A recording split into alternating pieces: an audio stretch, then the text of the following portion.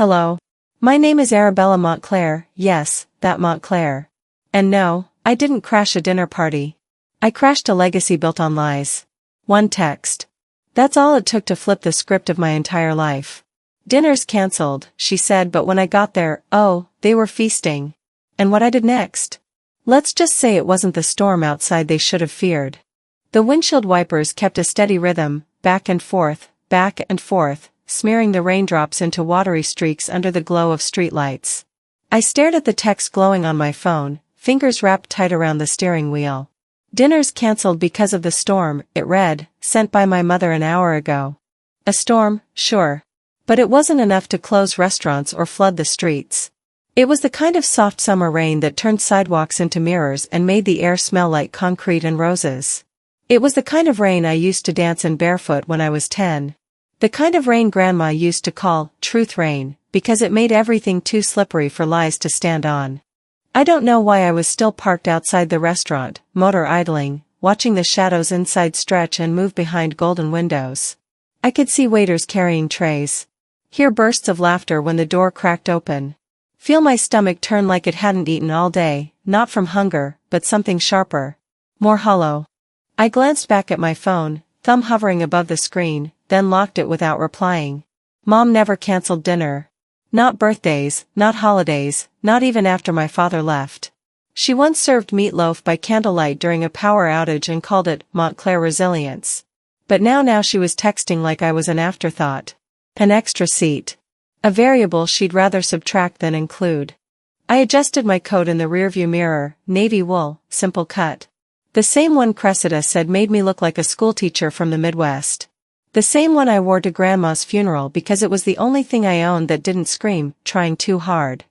My reflection stared back, hair pinned, mascara already smudging. I didn't look powerful or graceful. I looked like a woman holding herself together with the same two fingers gripping the wheel. Maybe I should have turned around. Maybe I should have believed the text. Maybe it really was just a misunderstanding.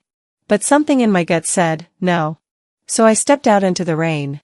The walk to the restaurant was short, 5 slow steps across the slick sidewalk. The valet looked at me like I didn't belong. I didn't blame him. My heels clicked softly, swallowed by the thunder rolling overhead. When I reached the door, I paused. The smell of seared steak and truffle oil wrapped around me like a cruel hug. Then I heard it. Laughter. Clinking glasses. My sister's voice, unmistakably loud and sweetened with fake sincerity. To the woman who raised 2 perfect daughters, well, 1.5. Laughter again.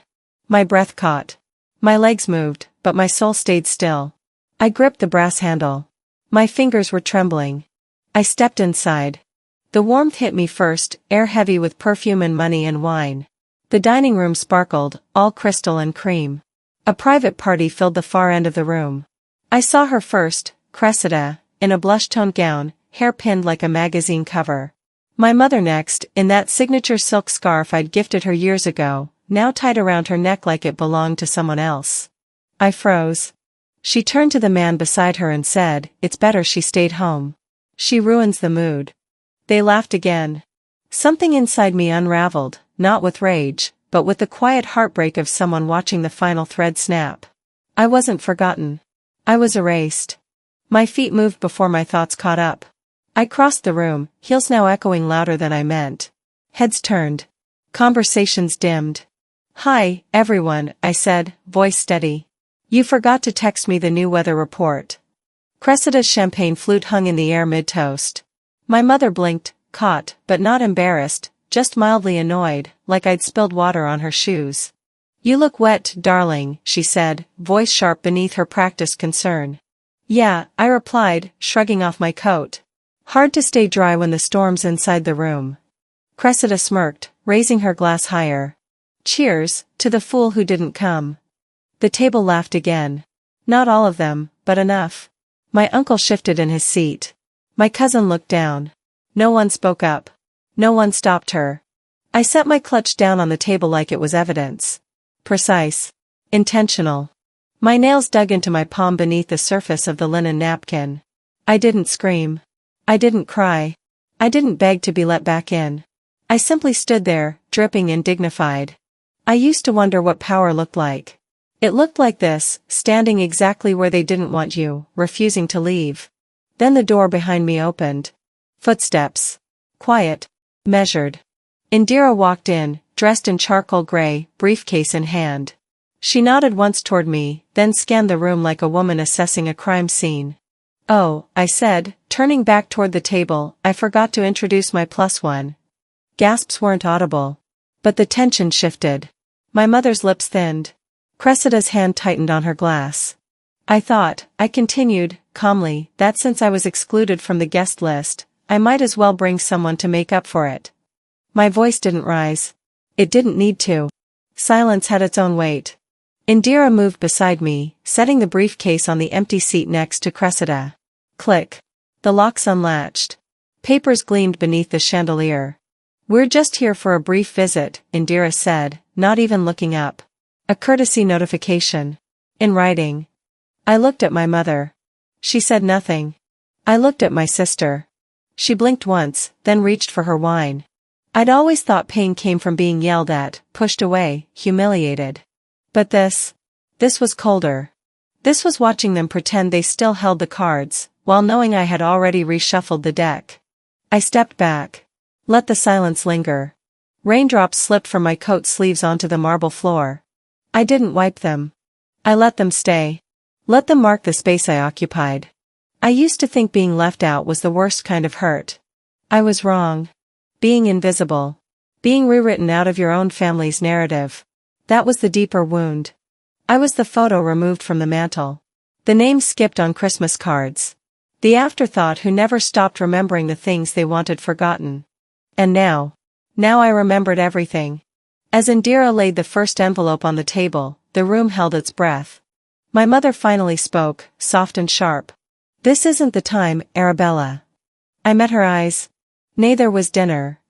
My mother didn't flinch, not even when the envelope touched her linen napkin. Her fingers remained perfectly still, curled like porcelain on the stem of a wineglass she hadn't sipped from since I walked in. The room hadn't resumed breathing yet. I stood at the edge of the table, uninvited, unwelcomed, but unshaken. There was a time I would have begged for their eyes to soften. When the thought of being this exposed, this alone, would have made me fold myself into an apology. But that version of me belonged to a past where I still believed I owed them something. That woman died the night they toasted without me. Indira's heels echoed as she crossed behind me, deliberate, slow. Her briefcase sat open now beside the untouched breadbasket, the manila folder centered like a silent accusation. No one moved to open it. Cressida was the first to speak. "So this is how you make an entrance now?" she asked, leaning back in her chair, arms crossed like a smug anchor on a sinking ship. I tilted my head slightly. I figured if I wasn't invited to dinner, I might as well RSVP to the war. A strained chuckle from someone, I think Uncle Julian, died halfway out of his throat. Typical. He always did prefer neutrality over discomfort. He once told me after Grandma's funeral that silence kept the family from falling apart. He didn't realize it was the silence that rotted the foundation. My mother sighed, finally. "Arabella, what exactly are you hoping to achieve by this performance?" Indira answered before I could. "We're here to provide a courtesy notification of a pending legal review into estate matters. Certain asset transfers, done in the past 5 years, raise questions regarding informed consent." Cressida scoffed. "Did you Google that phrase, or did your pity parade include legal coaching?" I looked at her. Not up. Not down. Just level. "Some people bring wine to dinner. I bring the receipts." She rolled her eyes. "God, you sound like a tweet from someone with 3 followers and too much time on their hands." "You always hated when I spoke plainly," I said softly, placing my palms flat against the tablecloth. "It ruined the narrative you curated. You couldn't spin truth into PR." My heart was a drum inside my chest, but I kept my voice calm. Still. Like someone reading her own eulogy before setting it on fire. Aunt Marianne reached for her glass with both hands, the way she always did when she didn't want to speak. But her eyes stayed on me, watchful. Almost relieved? Uncle Julian tried to defuse the room. "Maybe we could talk about this later, sweetheart." "There's no need to." "No," I interrupted, my tone firmer than I intended. "You've spent your life deferring discomfort, Julian. I'm done playing your scapegoat." He looked away. I pulled something from my coat pocket. A photo, creased, slightly faded. Grandma and me in the orchard, our arms linked, dirt on our jeans and laughter mid-bloom. I placed it gently on the table, just beside the butter dish. She wanted me to have what she built. Not because I earned it more, but because I was the only one who remembered what it meant. Cressida's eyes didn't blink. You were her charity case. Her project. That orchard was never meant for you. She felt sorry for you. I smiled, not out of amusement, but out of finality. And you were her disappointment. You just had better PR. That landed. Vera's hand slammed her napkin down, voice cutting like piano wire. That's enough. You're embarrassing yourself. I stood straighter. My hands no longer trembled. No, Mother, I said, quietly. I'm finally refusing to be erased. Indira, still silent, slid 2 documents from her folder. Neatly, calmly, she placed them on the table. One bore a notary's seal. The other, a typed statement from a former estate lawyer, a name I hadn't spoken in years, but one my mother would recognize instantly. The air shifted. I glanced at my mother. She didn't reach for the papers. Instead, she rose from her seat, graceful as always, chin high, voice colder than the silverware. You've always been ungrateful, Arabella. We gave you everything, and you turned on us. I let the words float. I let them settle. Then I answered with all the clarity they'd tried to silence for decades. No. You gave me silence. I'm just returning it louder. A moment passed. No one reached for their glasses. No one clinked a toast. The only sound was the rain returning against the windows, gentle but persistent. That's when I saw it, Cressida's mouth tightening, her shoulder curling slightly inward. She leaned across the table, her voice a whisper carved from venom. Then I guess this is war. I looked at her, my sister, my rival, the woman who always believed I was the weakest one at the table. And I said nothing. Because war doesn't need declarations. Sometimes it begins with a silence loud enough to break the room. The silence from the restaurant didn't follow me home, it arrived before I did. My apartment was dark, still smelling faintly of rain and expensive perfume, like the ghosts of last night had broken in ahead of me. I kicked off my shoes and left them by the door, watching the puddle spread beneath them. Somewhere between exhaustion and disbelief, I realized I hadn't blinked properly since I'd told my mother no. The city hummed outside, but inside there was nothing, just that sterile kind of quiet that feels like punishment. My phone buzzed on the counter, a notification from the Family Trust portal, access revoked. I stared at it until the words blurred. They'd moved fast, faster than I could have imagined. They didn't sleep after dinner. They strategized. I opened the fridge, took out the leftover wine from last week, and drank straight from the bottle. It tasted like regret and metal. Then I called Indira. They're cutting me off, I said. My voice was low, even.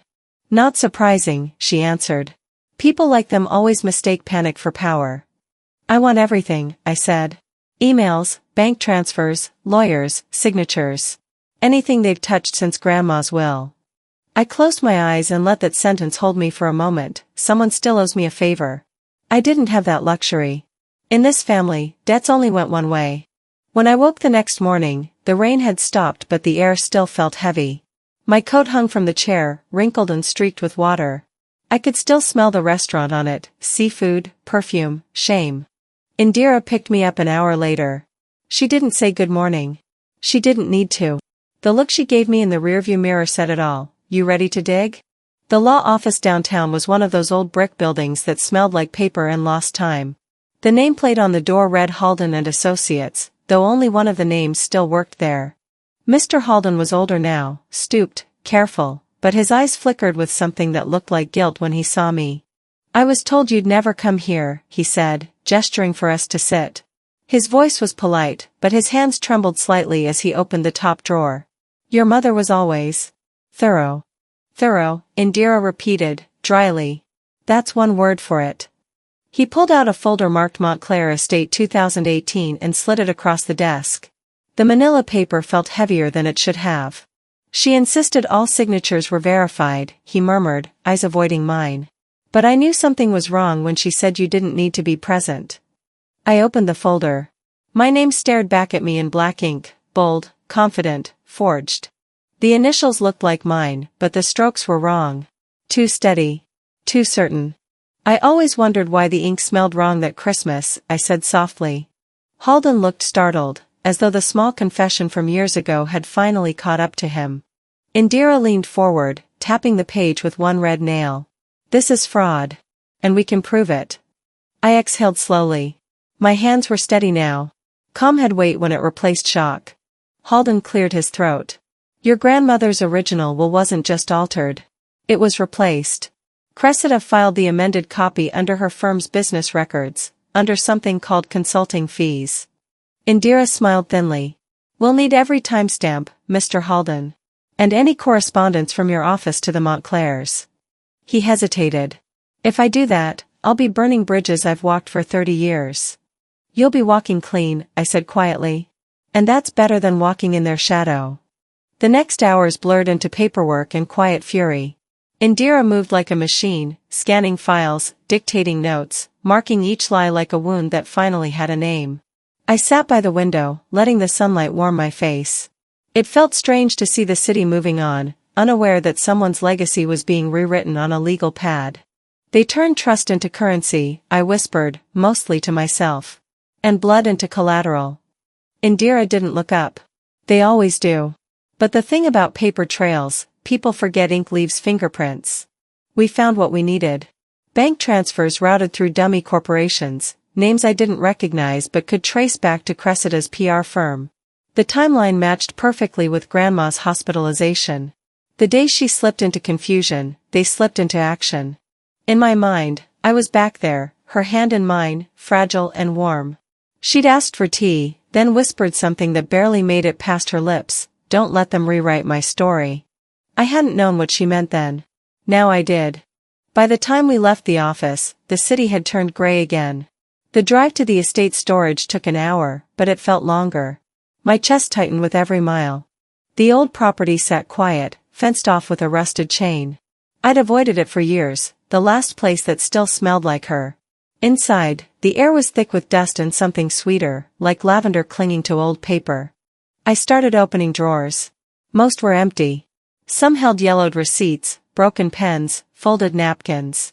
Then I saw it, an envelope, sealed, my name written across it in handwriting that pulled the air straight from my lungs. It wasn't perfect. Her letters leaned slightly left now, weaker but still deliberate. I sat on the floor and tore it open gently, like touching bone. The note was short. If you're reading this, they've already taken what I meant for you. But remember, Arabella, truth is the one inheritance they can't forge. The words blurred, and for a moment I couldn't tell if it was the tears or the years that made the ink fade. I pressed the letter to my chest and whispered into the emptiness, I'll make sure your name means honor again. The sunlight reached through the broken blinds, landing on the paper like a benediction. Slowly, softly, I smiled. Back in the car, I placed the letter on the dashboard. The sunset over the city looked violent, smog painted gold, clouds stained red, everything beautiful and ruined all at once. I hit record on my phone. My voice came out steady, low. Prepare the motion, Indira. We're filing first thing Monday. The message sent with a click. I leaned back in the seat, staring at the skyline. They built a kingdom on forgery. I'll turn every stone into evidence. For the first time in years, I didn't feel small. I felt sharpened. The phone buzzed again. A text. Cressida. You don't know what you're starting. I typed back but didn't send. Yes, I do. The screen dimmed, but I could still see my reflection, calm, determined, whole. Healing didn't arrive suddenly. It happened softly, step by step, through the noise of betrayal and the quiet strength that followed. Saturday morning came pale and slow, light leaking through the blinds like it was afraid to touch anything. My phone lay on the nightstand, full of messages I hadn't opened, mostly from numbers that belonged to my family. I already knew the tone they'd use. That syrupy kind of cruelty wrapped in civility. The Montclair specialty. I dressed carefully, not because I wanted to impress anyone but because armor looks different when you're a woman. My coat was pressed, my hair tied back. I wanted no distractions from the task ahead. By the time Indira picked me up, the city had already begun to steam under the morning sun. Ready? She asked, not glancing up from her tablet. As ready as someone walking into another battlefield can be. Her mouth curved. That's what I like about you. You never confuse courage with calm. The drive to Beverly Hills was quiet. I watched the palm trees pass like sentinels, every shadow stretching across the windshield like a warning. When we reached Malcolm Everett's house, a small, ivy-covered structure tucked between two mansions, it felt almost out of place. Like a secret in plain sight. He answered the door slowly, peering over his glasses. His eyes flicked over me, softening. "You've got her eyes," he said, voice gravelly but kind. "Come in, dear. You must be tired." Tired didn't begin to cover it. Inside, the air smelled faintly of lemon polish and old books. He led us to a sitting room lined with framed photographs, black and white portraits of my grandmother at charity events, one of her shaking hands with a mayor decades ago, another of her and Malcolm smiling beside a sapling that must have been the first tree in the orchard. He poured tea like he'd done it every morning since the Great Depression, setting the china down with delicate precision. "Your grandmother always believed in ceremony. Even for difficult conversations." "I didn't come for tea," I said softly. He smiled, unoffended. "Neither did she, when she came to see me that last time." He gestured for me to sit. "She left me something for you. Said I'd know when to hand it over. I suppose today feels right." Indira's eyes met mine, sharp and alert. Malcolm stood, moving slowly to a locked drawer near the piano. From it, he pulled a small wooden box. Inside lay a flash drive wrapped in silk and an envelope sealed in wax. My breath caught. "She called it her insurance policy," he said quietly. "Said truth needs its own backup plan." I plugged the flash drive into my laptop, the hum of the machine filling the room. The video opened on a still frame, my grandmother propped up on pillows, her face frail but her eyes burning clear. "If you're watching this," she began, her voice thin but unwavering, "then I'm likely gone. Vera and Cressida have changed my will. They call it updating. I call it theft. Arabella, if you're hearing me, remember, you are my legacy. Fight clean. But fight." Her words sat between us, heavy and sacred. I swallowed hard, the back of my throat raw. Indira leaned closer, voice low. "This is admissible. It's direct testimony." I nodded, but anger still found its way through the cracks of my composure. They knew. They knew she wanted me to have it. So they erased the woman who said it. Malcolm looked at me with something close to sorrow. "She trusted the wrong people for too long. She said she stayed quiet because family was supposed to be worth forgiving." "Forgiveness doesn't mean surrender," I said, though my tone came out gentler than I expected.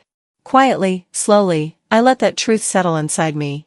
He hesitated, then handed me another sheet, a faxed document, the signature page of the will. "Cressida came to me months before your grandmother passed," he said. "She wanted me to sign as a second witness. I refused. 2 days later, she found someone else. Some temp named Frankie Dean." The name hit like cold water. Indira was already typing. "Frankie Dean. PR firm employee, right? Temporary contract?" Malcolm nodded. "She didn't exist in the notary records. I checked once, out of curiosity." "Fabricated witness," Indira murmured. "That's felony territory." I looked up, meeting her gaze. "Then let's not whisper about felonies. Let's prove them."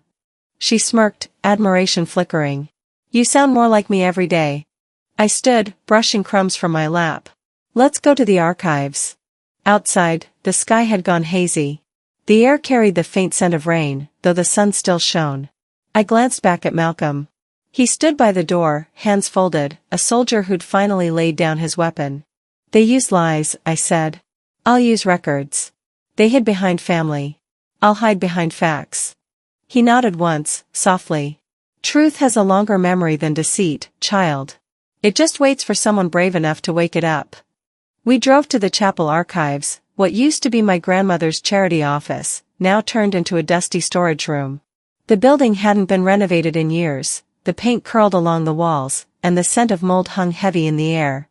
I traced my hand along the old doorframe, feeling a faint ridge where my grandmother had once carved her initials. There was a tenderness in the memory, quiet but sharp. Indira snapped on gloves, her movements precise. "You look the other way," she said, "I'll handle the files." I smiled faintly. "I'm not here to look away anymore." Hours passed. Boxes opened, papers sifted, dust rising like ghosts disturbed. Then, beneath a pile of invoices, I saw it. A stamped document titled Proof of Asset Transfer, Grandparent Gift. I froze. The date. One day after my grandmother had been declared medically incapacitated. I called Indira over. She scanned it, then exhaled slowly. They built a castle out of forged bricks. I nodded, my fingers trembling only slightly. Then we show the world where the cracks are. We photographed everything, sealing the evidence in an envelope as carefully as if we were handling bones. As we stepped outside, twilight stretched across the street. The first stars peeked through, dim but determined. My phone buzzed in my hand, a voicemail from my mother. I didn't play it immediately. I stood in the cooling air, listening to the hum of the city, the steady rhythm of my heartbeat.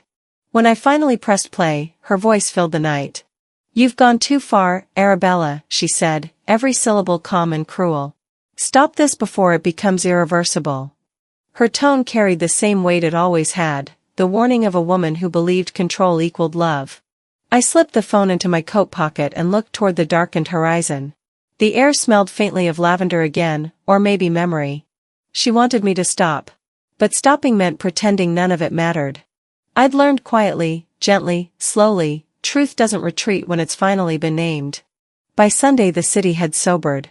The air was still heavy with last night's humidity, and the streets carried that faint metallic scent that follows a hard rain. I sat at a rooftop cafe downtown, a place where people pretended to think while checking their reflections in mirrored glass. The waitress had refilled my cup twice, though I hadn't taken a sip. The second chair at my table stayed empty for 10 minutes. Then, just as I thought she might not come, Cressida arrived. Always on time when it served her. Always a little late when it didn't. She removed her sunglasses with that same controlled elegance she'd learned from Mom, half performance, half warning. "So," she said, sliding into the seat, "you do meetings like Mom now?" I smiled. "No. Mom does ambushes. I give people a chance to speak before I dismantle their stories." Her lips tightened, but she didn't rise to the bait. She laid her phone face down on the table, like it was a weapon and she'd just declared a truce. "What do you want, Arabella?" I'd heard that question my entire life, though never as a request. It was always an accusation. A reminder that wanting anything from them was greed. Wanting nothing was guilt. "I used to answer that with apologies," I said quietly. "Now I answer it with documents." Cressida exhaled through her nose, that half-laugh she used when cornered. "You think this is a good look? Dragging the family through court? You're making us all targets." "I'm not dragging anyone," I said. "You built this storm. I'm just standing in it." Her voice softened suddenly, the way hers always did before she lied. "This doesn't have to get ugly. Look, I can make it right for you. 10% of the estate, more, if you drop the filing. You'll have money, peace, your name clean. Isn't that what you want?" I laughed, low, real. "You're offering to buy back what's already mine. You can't bribe someone with their own bloodline. You're the one trying to burn the family down." I leaned back, watching sunlight glint off her gold necklace. "No, Cressida. I'm the one walking out while it's still burning. You're the one holding the match." She stared at me for a long moment. The wind lifted her hair, caught the edge of her silk blouse. She looked fragile in that second, like the woman she pretended not to be. "You won't win," she said flatly. "You're not built for this world." I met her eyes. "You're right. I wasn't built to play it. I was built to survive it." For a heartbeat, she almost looked sorry. Then the mask returned. She stood, sliding her sunglasses back into place. "You'll regret this, Arabella." "Maybe," I said softly, "but I'll regret it honestly." She left without paying for her coffee. She always did. I stayed long enough for the city to change colors. By the time I reached Indira's office, the clouds had turned copper, and the air tasted like rust and relief. She didn't ask how the meeting went. She just handed me a pen. "Ready?" I nodded. The motion lay in front of me, my name typed in neat black letters beside the words "Petition for Investigation into the Montclair Family Trust." My hand didn't tremble. I signed. The ink looked solid, steady, like it belonged there. "Once we file this," Indira said, "there's no undoing it." "Good," I replied. "I don't plan on going backward." The courthouse filing room was quiet, fluorescent lights buzzing overhead. The clerk barely looked up when I handed her the documents. Stamped, sealed, done. There was something almost holy about the sound of that stamp hitting paper. We stepped outside into the late afternoon glare. For the first time since this began, I felt taller. The city noise folded around me, horns, laughter, the faint rhythm of someone's music drifting from a car. Ordinary sounds, but they felt like victory. On the walk back to the car, my phone buzzed. The subject line stopped me cold, "This will destroy you." It was from Mom. I opened it. Attached was a screenshot, an article spreading across social media. My name in bold letters. Local designer accused of exploiting dying grandmother for inheritance. Below it, quotes from family sources. Lies wrapped in charity language. The internet's favorite flavor. I didn't move for a while.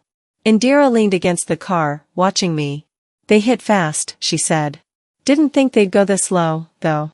They've been digging under the floor for years," I murmured. "Now they're proud of the hole." She crossed her arms. "What do you want to do?"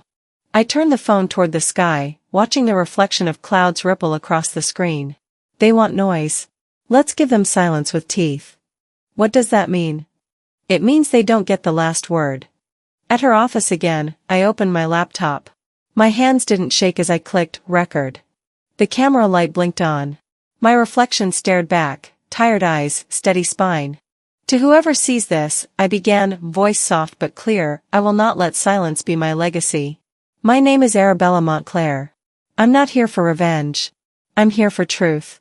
I paused, breathing slowly, the way Grandma used to when she spoke to reporters. Calm, measured, grounded. They can change papers, stories, and headlines. But they can't change what happened. I uploaded the video before I could overthink it. The progress bar filled, glowing like a fuse. Then it was live. Indira stood behind me, watching the screen. "Once it's out there, you can't take it back." "I don't want to," I said. Outside, the last light of day was fading, turning the office glass into a mirror. My reflection looked unfamiliar, stronger, maybe. A woman who'd stopped asking permission to exist. My phone buzzed again, notifications piling one after another. Some messages cruel, some kind. Truth never traveled quietly. It always found a way to shout. I turned to Indira. "They'll twist this. They'll say I'm unstable, vindictive, ungrateful." She smiled faintly. "Then we'll make sure they spell it right." For the first time, I laughed. Not bitterly, not to mask pain. Just laughed. Softly. I stepped outside into the wind, the city stretching before me like a battlefield. I finally understood how to walk. The sun had gone, but the sky still held a faint shimmer, like embers refusing to die. I didn't burn the bridge. I lit it with proof. By Monday evening, the city had changed its mask again, sunlight traded for neon, noise replacing thought. I stood outside the event space, watching the valet attendants dart around like sparrows, their reflections caught in the polished metal of luxury cars. Inside, I could already hear the music, soft jazz, expensive laughter, and the sound of cameras clicking in rhythm with applause. Cressida's launch party. Legacy Line, she'd called it. A brand new firm, built on the ashes of other people's truth. I walked in unnoticed, which was an advantage. The rooftop glittered with designer dresses, the clink of champagne glasses, and words like inspired and integrity tossed around like confetti. A massive screen looped her logo, Legacy Line, building truth through image. My breath caught on that word. Truth. They turned my grandmother into a slogan. Her name was on the banner, her handwriting used as a font, her picture framed near the bar where people were laughing over martinis. "She's a hashtag now," I murmured to Indira, who had slipped beside me in silence. "Not the woman who built an orchard and spent her life helping strangers." "Then let's give them something to trend for real," Indira said, handing me a small USB drive. "The files are ready. Your call." I held the drive, small and harmless looking. It felt like the weight of an entire generation. "Are you sure?" she asked softly. I looked around the room, the golden light, the pretense, the careful lies dressed in couture. They made this public. So I'll answer in the same language. When Vera's voice echoed through the speakers, the crowd quieted. My mother stood near the edge of the platform, radiant and severe, her pearls gleaming under the lights. "Tonight," she began, "we celebrate legacy. My daughter Cressida carries forward what our family has always valued, honor, creativity, and truth." The word truth cracked something open inside me. My hands tightened around the drive until my knuckles burned. The applause swelled. I didn't clap. Indira gave me a look that meant now. I walked toward the stage, calm, deliberate. Every step felt like reclaiming air that had been taken from me. When I reached the AV table, the technician looked up, startled. "Excuse me, ma'am, you can't." "I can," I said quietly, slipping him the drive. "Play it when the video ends." He hesitated, then nodded. Maybe he saw something in my eyes that warned him not to argue. The promotional video faded, and before anyone could begin the next round of applause, my grandmother's voice filled the speakers. "If this is playing," she said, her tone soft but unshaken, "then I'm likely gone. Vera and Cressida have altered my will. Arabella, if you're hearing this, fight clean. But fight." Gasps broke through the music. Cressida froze mid-step, her face draining of color. Vera's glass trembled. On the screen, two documents appeared side by side, the original notarized will and the forged one, dated a day after Grandma had been declared medically unfit. Whispers rippled through the crowd like wildfire. I stepped forward. "If they were proud of how they got here," I said, my voice steady, "they wouldn't have hidden the paperwork." The silence afterward wasn't empty, it was heavy, almost tangible. I could feel their stares like heat on my skin. "This is slander," Cressida shouted suddenly, her voice rising above the hum of disbelief. "You hijacked my event for your little vendetta." "If exposing fraud is slander," I replied, "maybe you shouldn't have built a career on lies." Vera moved then, quick despite her age, her hand outstretched as though she could physically pull me back into silence. "You always loved making a scene," she hissed. "Even as a child. Always craving attention. No wonder she chose Cressida over you." I met her eyes, sharp and calm.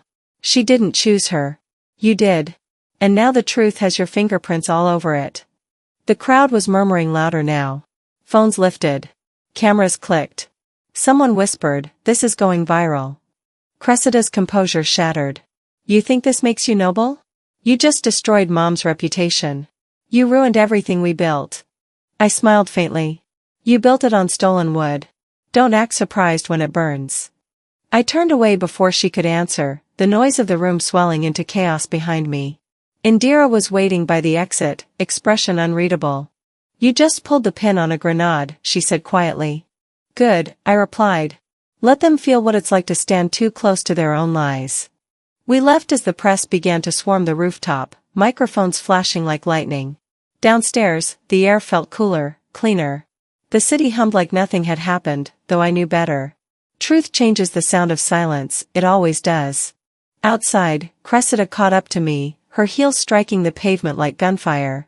"You've just made a very powerful enemy," she spat, stepping in front of me. Her eyes were wide, red, desperate. I studied her for a moment. "Not powerful," I said softly. "Just loud. And desperate." Her hand twitched, but she didn't speak again. She turned and vanished into the crowd. Indira exhaled. "Next stop, forensic audit. I've already lined up a firm that specializes in estate fraud." "And the media?" I asked. She smirked, unlocking the car. "Already slipped copies of the documents to the Tribune. Let them chew on something real for a change." We drove in silence, the city lights blurring like streaks of fire across the windshield. I leaned my head back, closing my eyes. The adrenaline was fading, replaced by something colder, resolve. When I finally got home, my phone buzzed again. Vera's post was already trending. "We love Arabella, but she's mentally unstable. We pray for her healing." The comments below were a storm of sympathy and venom. Half the world wanted to protect me, the other half wanted to dissect me. I set the phone down, my hands steady. They had finally gone too far. They'd taken truth and tried to weaponize compassion. They'd turned reputation into armor and expected me to bow. But I wasn't the fragile girl they'd trained to flinch. I had already learned how to stand in the storm. Quietly, slowly, I whispered to the empty room, "They think they can outlast me. But storms don't tire. They just learn where to strike next." The next morning, the city felt unnervingly calm, like the pause before thunder. I sat in my apartment surrounded by the hum of the refrigerator, the tick of the clock, and the soft vibration of my phone collecting notifications I didn't care to read. Every headline had my name. Every comment felt like a stranger's fingerprint on my skin. When Jim Farrow from the Tribune called, I didn't hesitate. "I'll talk," I said simply. He met me in a small recording studio off Wilshire Boulevard. No makeup, no entourage. Just 2 microphones, a pot of coffee, and truth between us like an open wound. He was older than I expected, calm in the way people are when they've already seen too many lies to be shocked by another. "Why now?" he asked, pressing the record button. I looked at the red light blinking on the desk. "Because silence was their inheritance. I won't pass that on." He nodded, letting me go on. I told him everything, the falsified will, the signatures that didn't belong to me, the forged witness, the bank transfers labeled as consulting. But the hardest part wasn't the legal facts. It was pressing play on the audio file, the one that carried my grandmother's voice. "Arabella, sweetheart, you're the only one I trust with the truth." Hearing her again cracked me open. For a moment, I wasn't the woman fighting for a legacy, I was the girl who used to braid flowers into her hair while she worked in the garden. Jim leaned forward. "Do you want this published as a feature or a full investigation?" "Both," I said. "I want the world to see what inheritance looks like when it's stolen by love that demands obedience." He sat back, studying me with quiet respect.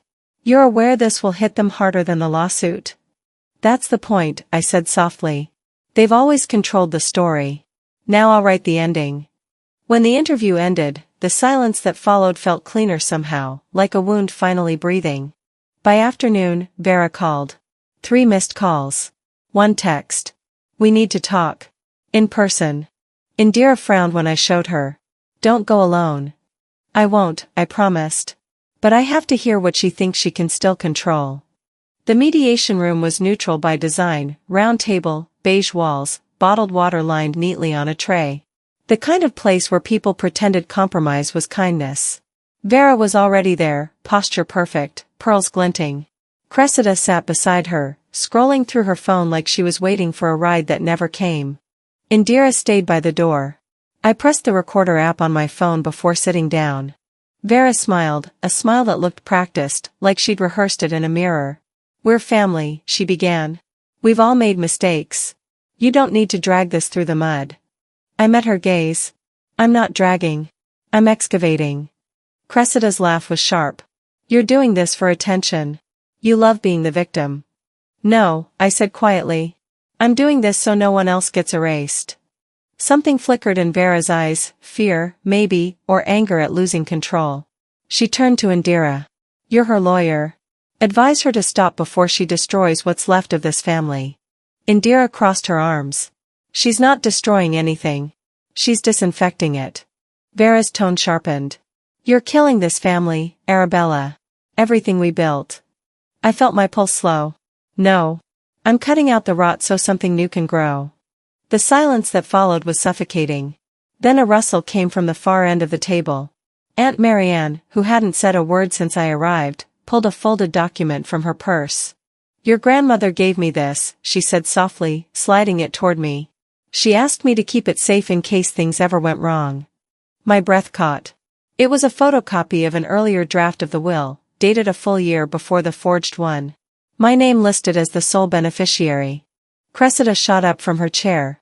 "You're lying." Marianne's eyes met hers calmly. "I buried your father. I kept your secrets. I know what lying costs." Vera's hand shook as she reached for the paper, but I was faster. I scanned it quickly, familiar handwriting, notarized, sealed. It was real. "Funny," I said, voice low, "how truth always seems to find its way home." Cressida lunged for it, but I pulled out my phone, snapping a photo. "Already sent to Indira," I said. "Try to tear it up if you like." For the first time, Vera looked smaller. Her chin trembled, though her words came out steady. "You've turned your back on everything that made you one of us." I stood, gathering my things slowly, quietly. "If being one of you means erasing the woman who raised us, then I'd rather be an orphan." Indira's hand brushed my arm, a silent signal, it was time to go. I looked at my mother one last time. She didn't move. As I turned for the door, Cressida hissed behind me, "Don't think you've won." I paused, glancing over my shoulder. "I'm not playing to win," I said gently. "I'm playing to stop losing." Outside, the sky had turned the color of bruised steel. My phone buzzed again, lighting up in my hand. A notification from the Tribune, the granddaughter they tried to erase, inside the Montclair family fraud. I opened it. Jim's article was already live, the headline blazing across every feed.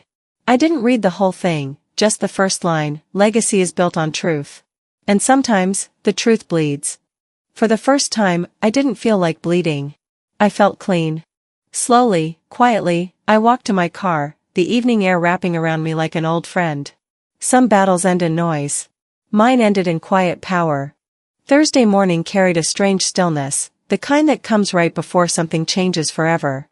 The courthouse loomed ahead, glass catching the early sun like a blade. I stood at the entrance, coffee cooling in my hand, watching a janitor polish the marble floor inside. His motions were steady, almost reverent. They built this building to echo. I wondered if they realized it would amplify justice too. Indira arrived in her usual rhythm, heels, phone, focus. The judge doesn't like theatrics, she said without looking up. Just truth. Let it do the work they thought silence would handle. I nodded, following her inside. Every sound, the shuffle of papers, the whisper of the air conditioning, felt too loud. Vera and Cressida were already there, seated on the opposite bench. My mother wore black, the kind of black reserved for funerals, as if she were mourning a version of herself she'd never get back. Cressida kept her eyes fixed on the floor, her posture too straight, her jaw tight. When the bailiff called our names, I rose. My knees didn't shake. Not this time. Judge Morales entered, efficient and unbothered by our drama. We're here to determine the authenticity of documents filed in the Montclair Trust. Her voice carried through the room like thunder wrapped in velvet. Indira began. Calm. Deliberate. Every word stacked neatly on the next, the audio file, the time-stamped will, the medical report that proved incapacity. I watched the evidence unfold like dominoes falling in slow motion. Cressida's breathing grew uneven. Vera whispered something sharp under hers, but it didn't matter. The sound of the truth was louder than either of them. When Indira played Grandma's recording, I couldn't look at the screen. Her voice filled the courtroom, fragile but fierce. Arabella, sweetheart, you're the only one I trust with the truth. It wasn't triumph I felt. It was the ache of hearing love again, unfiltered. The judge leaned forward. Miss Montclair, she said, turning toward Cressida, you submitted a will dated 2 days after your mother was deemed medically unfit. Can you explain? Cressida's lips parted, but no words came. It was already signed, she finally stammered. Judge Morales raised a hand. Enough. Inside me, something quiet broke open, not anger, not satisfaction, just release. The truth doesn't need rehearsals. Lies always run out of script. After deliberation, the judge spoke, each syllable crisp. This court finds sufficient evidence of document fraud. Control of the estate will revert to Arabella Montclair, as designated in the original will. The room exhaled at once. Murmurs rose, mixed with the scribble of reporters' pens. I didn't smile. I just closed my eyes and breathed. It wasn't victory, it was oxygen after years of drowning. When I opened them again, Vera's face was ashen. Her hand clutched her chest like the truth had landed too hard. Cressida grabbed her purse, stumbling toward the exit, muttering about injustice and betrayal. The judge's gavel struck wood. Court adjourned. I stood still until the room emptied. Indira touched my shoulder lightly. You did it. No, I whispered. She did. Outside, sunlight cut across the courthouse steps, too bright to look at directly. Cameras flashed like fireworks, voices overlapping in a blur of questions. Someone shouted, "Do you forgive them?" I paused, letting the air cool against my skin. Forgiveness isn't about them, I said, steady and clear. It's about knowing I never deserved what they did. A hush rippled through the crowd before the chaos resumed. Indira caught up beside me, the corners of her mouth turning upward. So, she said, what now? I looked toward the sky, where the sun was already climbing past the rooftops. Now, I live like she wanted me to. Visible. We walked down the stairs slowly, the heat rising from the concrete, the weight of years finally lifting off my shoulders. Each step felt deliberate, final. At the base of the courthouse steps, I saw her, Vera, sitting alone on a bench, hands folded neatly in her lap. Her eyes were unfocused, distant. The crowd moved around her like water parting around stone. For a moment, I hesitated. Every instinct that came from being her daughter wanted to stop, to ask if she was all right, to patch the wound she'd torn open herself. But that was the old reflex, the one she'd trained into me: heal the people who hurt you, so they'll never have to face what they've done. I didn't stop. I walked past her quietly, gently. Not out of bitterness, but because peace isn't something you share with those who taught you to fear it. By the time I reached the street, the noise of the reporters had softened. The sun hit the glass of the courthouse doors behind me, reflecting light like a warning and a promise. For the first time, the story of the Montclairs wasn't written by lies. It was written by the truth that refused to stay buried. And I was no longer the ghost in their history. I was the woman who finally stepped into the sunlight and didn't look back. The road back to the orchard was quieter than I remembered. The wind had stopped pushing, and the sky looked like it had forgotten how to frown. 2 weeks had passed since the verdict, but time moved differently here, slow and circular, like seasons learning how to begin again. I parked by the gate I hadn't opened in years. The iron latch creaked like an old friend remembering my name. Mist hovered over the ground, low and soft, curling between the rows of apple trees like breath. Each tree stood where it always had. Proud. Patient. I walked slowly down the gravel path, boots crunching over leaves that had fallen just right. The fog made the world feel smaller, like the orchard had wrapped itself around me. I stopped by the oldest tree, ours. My grandmother and I planted it together when I was 9. She let me hold the roots while she whispered something into the soil. Say what you want to grow, she told me. Back then, I said, home. Now, I said nothing. I just laid my hand on the bark. Rough and warm from the morning sun. Everyone talks about closure like it's a courtroom verdict. But sometimes, it's just standing in the place you were told didn't belong to you and breathing without apology. In the kitchen of the old farmhouse, I made 2 cups of coffee out of habit. I set them on the table, the same one we used to sit at when the bills piled up and she swore everything would be fine. Only 1 cup was used. The other sat there, cooling beside silence. Indira came by late morning, a folder under one arm, her usual calm barely hiding how proud she was. The co-op contract's done, she said. Local growers, educational programs, preservation fund.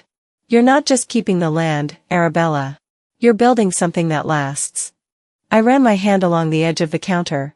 It's more than land, I said. It's memory with roots. She nodded, sliding the folder toward me. Sign when you're ready. The door knocked once around noon. Malcolm Everett stood there, holding a bundle of mail. His voice was as soft as ever. Didn't want to send these. Felt better bringing them. He handed me 2 envelopes. One from Aunt Marianne, short, handwritten, and sweet. You made her proud, child. Some truths need a quiet keeper. I'm glad you shouted yours. The second envelope was unsigned. But I knew the handwriting before I opened it. I still believe you betrayed us. But you did what I never had the courage to. Vera. Still trying to sound like authority and ache at the same time. I didn't cry. I folded the note, walked it to the drawer labeled Unfinished Things, and placed it inside, right between the photos I hadn't framed and the recipes I never learned to cook. Some wounds don't close. They just stop bleeding. That afternoon, I sat beneath the tree where my grandmother used to read to me. The same spot where she told me stories about women who survived wars, who raised families on nothing, who planted their names into places others tried to take away. I opened an old book. Inside was her handwriting, scrawled across the inside cover. Your story will matter more than mine ever did. Just make sure it's true. I leaned my head back against the trunk and closed my eyes. A flash of memory stitched itself together, Cressida's toast, the forged signature, the courtroom silence, Vera's absence, my voice, trembling and rising at once. It wasn't peace I felt. It was completion. Somewhere across the orchard, a young couple laughed as they reached up to pick apples. They didn't look over. They didn't know who I was. And I liked it that way. They saw the orchard, not the war it took to keep it. They saw fruit, not the names scratched out of the deed to make room for mine. That was the point. Healing isn't about being seen, it's about seeing yourself again. They called me foolish for showing up that night, I whispered to the wind. But the fool isn't the one who walks into a storm. The fool is the one who builds a house on silence and expects it to stand forever. I was erased. Now, I plant everything in my name. They thought silence could protect them. But the truth? It doesn't fade, it waits. If you've ever been erased, underestimated, or replaced in your own story, this was for you. Do you believe some legacies are worth burning to rebuild? Tell me in the comments. And if you felt this one in your bones, subscribe. The next story might be yours.